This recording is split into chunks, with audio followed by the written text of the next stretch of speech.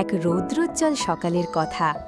তিনজন ছোট্ট বন্ধু বুবু খরগোশ, টুমটুম কচ্ছপ আর ঝিঙা পাখি বনটাতে আনন্দে খেলছিল। হঠাৎ তারা দেখতে পেল জাদুকরি রংধনু আকাশে ছড়িয়ে আছে।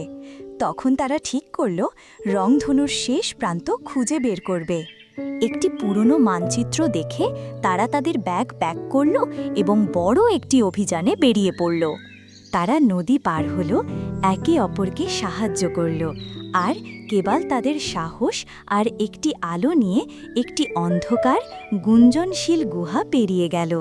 তারা রামধনুর শেষ প্রান্তে পৌঁছালো, যেখানে একটি জ্বলজ্বল করা জাদুকরি ফুল ফুটে উঠেছিল। হাতে হাত মিলিয়ে তারা একটাই ইচ্ছা করল, তাদের বন্ধুত্ব চিরকাল টিকে থাকবে। যখন তারা ঘরে ফিরছিল তখন তাদের হৃদয় ছিল পূর্ণ এবং তাদের হাসি সব কিছু বলছিল।